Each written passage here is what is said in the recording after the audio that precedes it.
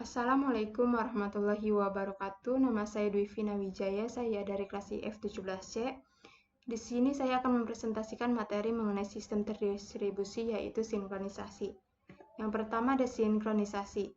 Sinkronisasi merupakan suatu pengaturan jalannya beberapa proses pada saat yang bersamaan. Tujuan dari sinkronisasi adalah untuk menghindari terjadinya inkonsistensi data karena pengaksesan oleh beberapa proses yang berbeda atau mutual exclusion, serta untuk mengatur urutan jalannya proses-proses sehingga dapat berjalan dengan lancar dan terhindar dari deadlock dan starvation.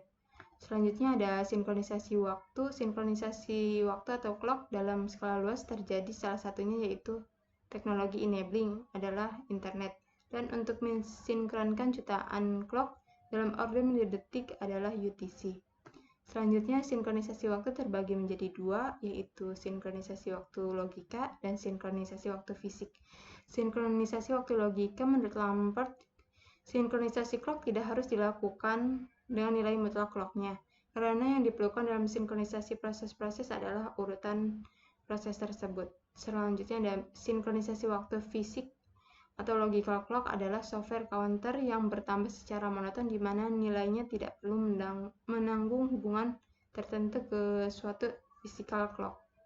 Selanjutnya ada algoritma sinkronisasi. Ada 3 di sini: algoritma Christian, algoritma Berkeley, algoritma rata-rata.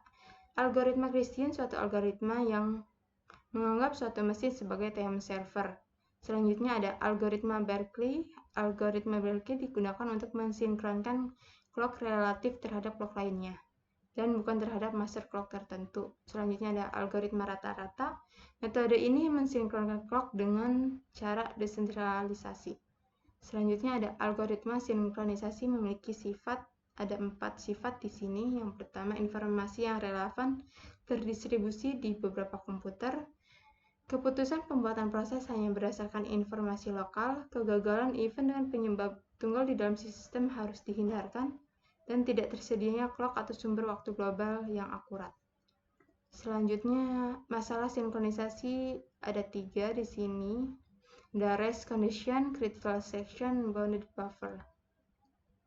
Yang pertama, race condition adalah situasi di mana beberapa proses mengakses dan memanipulasi data bersama pada saat bersamaan. Pada saat proses-proses berbagi data yang dibagi secara bersama akan menjadi tidak konsisten karena proses-proses tersebut melakukan akses secara bersamaan yang menyebabkan data tersebut berubah. Hal ini disebut race condition.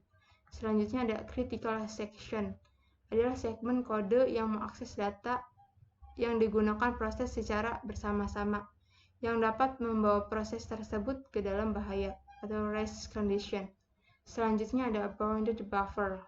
Bounded buffer atau producer-consumer problem atau masalah bounded buffer adalah suatu struktur data untuk menampung buffer suatu nilai di mana kapasitasnya tertentu atau terbatas atau bounded.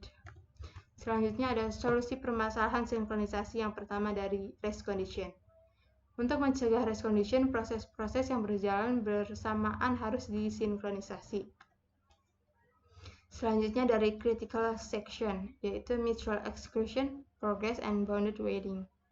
Selanjutnya ada bounded buffer, mengizinkan item di dalam buffer untuk suatu waktu tertentu.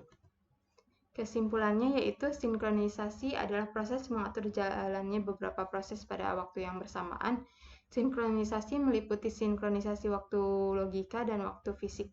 Sinkronisasi sendiri diperlukan baik di sistem tunggal atau sistem terdistribusi dengan alasan yang sama. Sekian presentasi dari saya. Mohon maaf atas segala kekurangannya. Terima kasih.